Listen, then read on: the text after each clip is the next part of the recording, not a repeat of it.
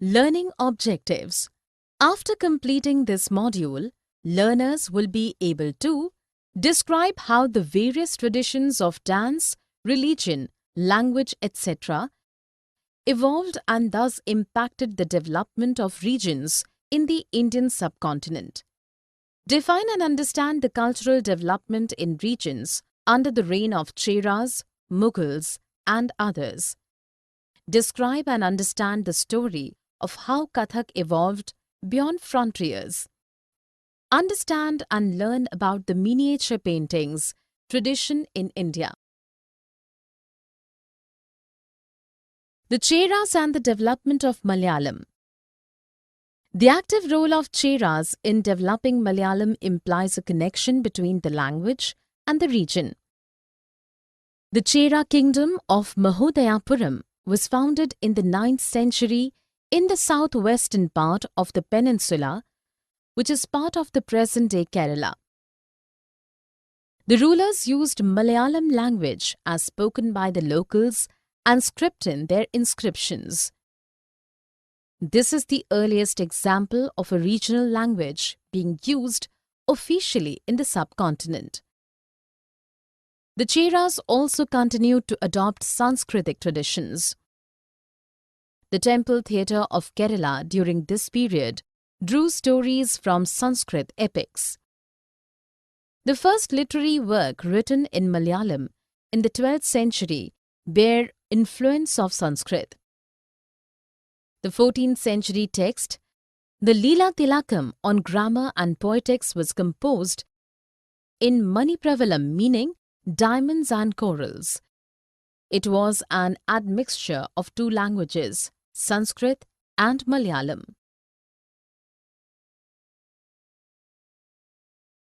Rulers and religious traditions. The Jagannatha cult.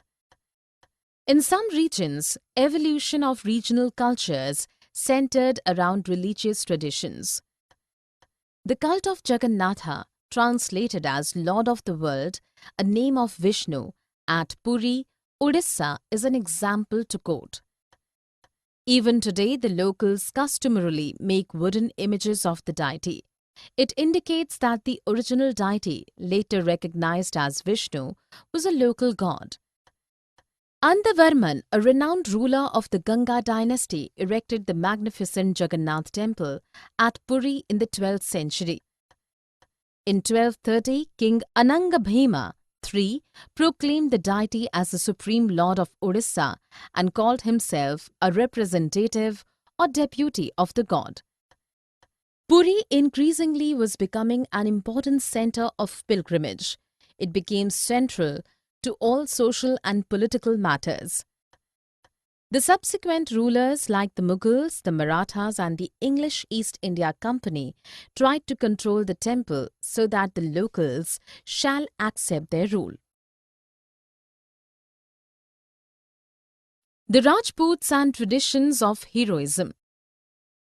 In the 19th century, Rajasthan was termed Rajputana by the British.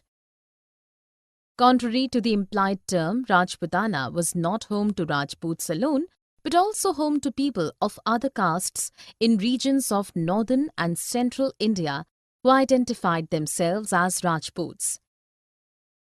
8th century onwards, most of the present-day state of Rajasthan was under the control of various Rajput families.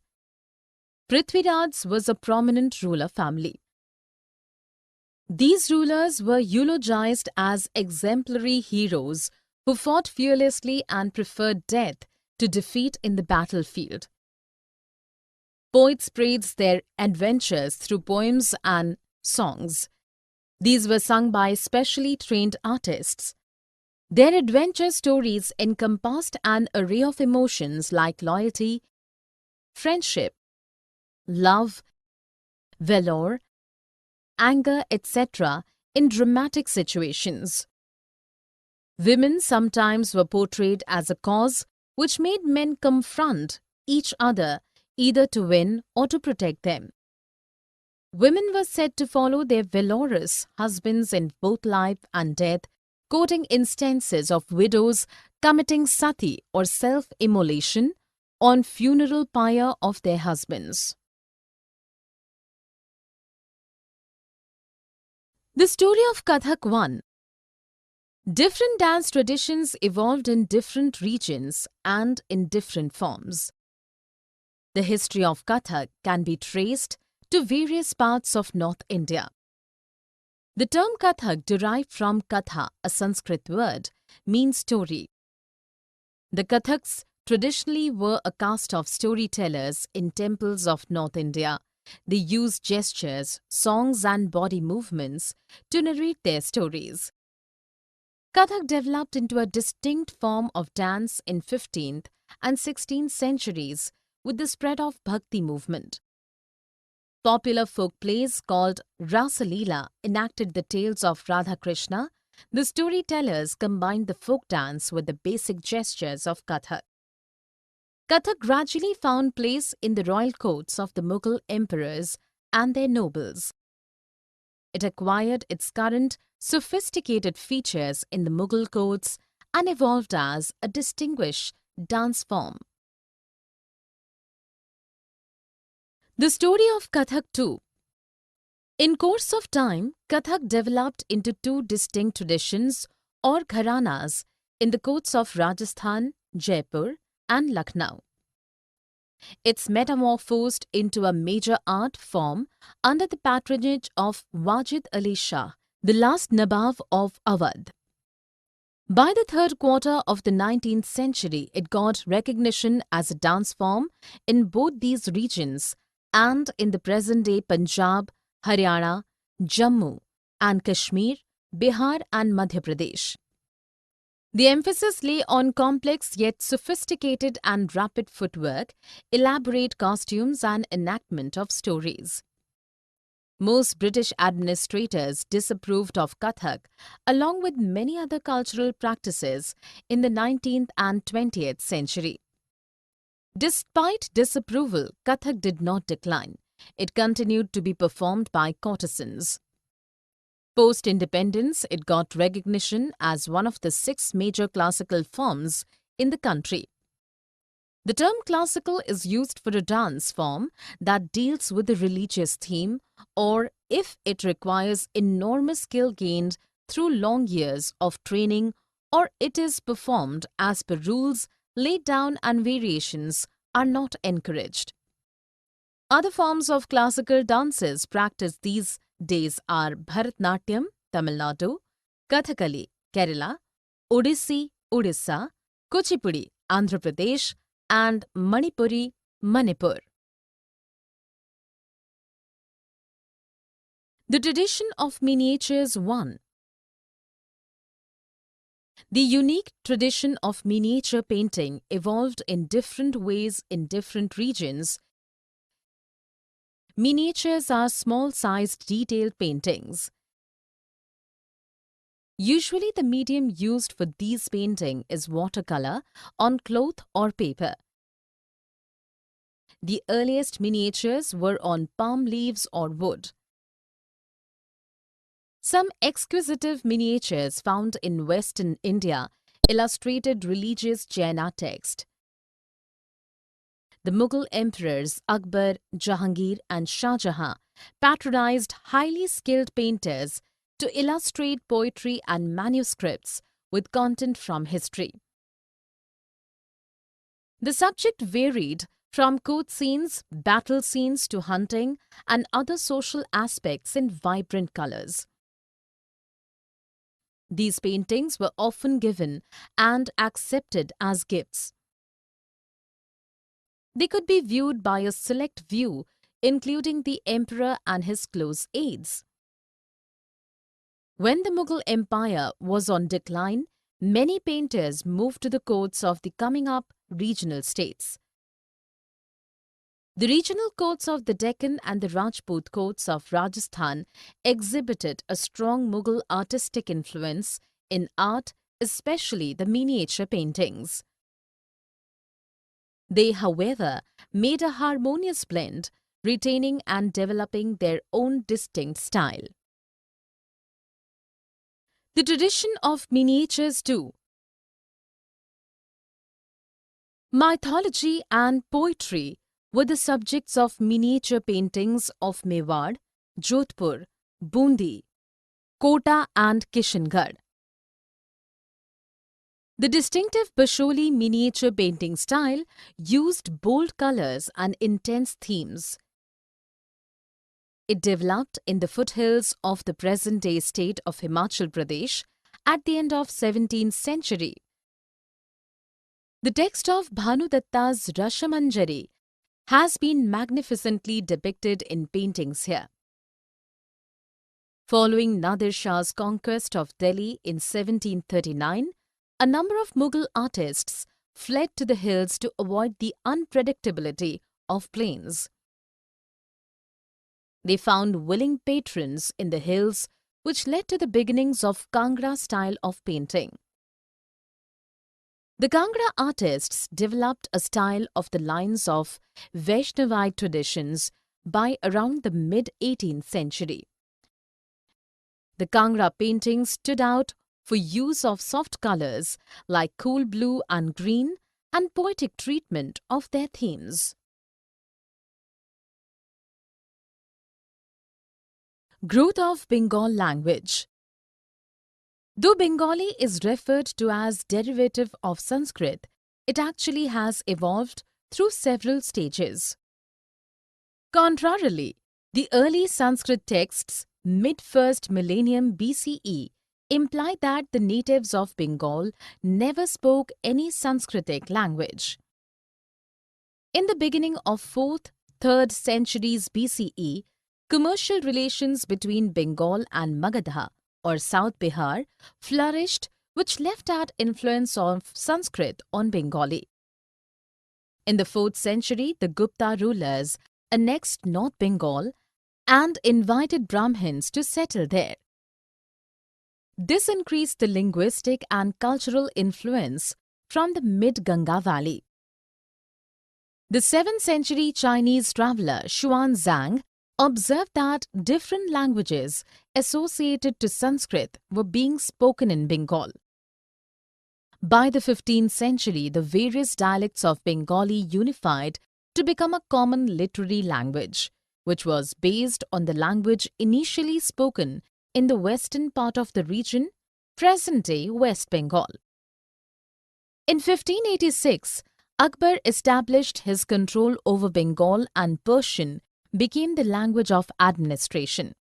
Bengali at this time flourished as a regional language. Modern Bengali has many words drawn from tribal languages, Persian and European languages. Growth of Bengal literature. The early Bengali literature is categorized under two heads, one influenced by Sanskrit and the other independent of it. The first category includes translations from classical Sanskrit. The Mangala Kavyas, verses praising local gods and goddesses, and Bhakti literature like the biographies of Chaitanya Deva, the spiritual leader who founded the Vaishnava Bhakti movement. Dharma Thakur is a popular regional deity worshipped through a formless stone or piece of wood. Manuscripts composed between late 15th and mid-18th centuries have been found. They belong to the first category. The second category, constituting the Nath literature, includes songs of Moinamati and Gopi Chandra, tales of Dharma Thakur's worship, fairy tales, folk tales, and ballads. The Naths were holy men engaged in various yogic practices. Since their compositions were orally circulated, they cannot be dated with certainty. They grew in popularity in eastern Bengal, where the influence of Brahmins was weaker. Growth of Bengal, Peers. The 16th century was witness to mass migration of people from less fertile West Bengal to the thickly forested and marshy areas of southeastern Bengal. They cleared forests and used the land for rice cultivation. Gradually, The local community of fisherfolk, shifting cultivators and tribals, became one with the new peasant communities. At the same time, Bengal got under the control of Mughals. They established their capital in the center of the eastern delta in Dhaka. The Mughal officials were granted land which they used to set up mosques with the purpose of religious transformation in the region. The insecure new settlers were provided assurance by community leaders who also doubled up as teachers and adjudicators. It was believed that they possessed supernatural powers. Out of respect and affection, people called them pirs. The term encompassed saints or Sufis, other religious figures, daring soldiers, various Hindu and Buddhist deities and spirits. Pirs became very popular. Their shrines are found all over Bengal. Growth of Bengal temples. The temple building spree that began in Bengal in the late 15th century lasted till the 19th century. Powerful individuals or groups built these temples mostly to proclaim their power and devotion. The weaker sections of the society like Kolu, oil pressers, and the Kansari, bell metal workers, labored to build the modest brick and terracotta temples in Bengal. Families hailing from these weaker sections grabbed the new economic opportunities generated by the incoming European companies. It has improved their social and economic position. To announce their improved status, they erected temples. The Brahmanas placed the idols of local deities, once worshipped in the thatched huts in villages, in temples. The temples were double-roofed, dochala, or four-roofed, chauchala, structured based on the patterns of thatched huts. This developed the distinctive Bengali style in temple architecture. The temples usually were erected on a square platform with simple interiors, but the outer walls were adorned with paintings, ornamental tiles, and terracotta tablets. Temples specifically in Vishnupur in the Bankura district of West Bengal are noted for their exquisite decorations. Growth of Bengal. Fish as food. Fish as food. Food habits in a region mostly are governed by the locally available items of food. Since Bengal is a riverine plain rich in rice and fish, even poor Bengalis can afford to consume them. Fishing is such an important occupation here that fish finds mention in the Bengali literature. Scenes of fish being dressed and taken to the market in baskets are embedded on the terracotta plaques on the temple walls and viharas, Buddhist monasteries. Brahmana were prohibited from eating non-vegetarian food.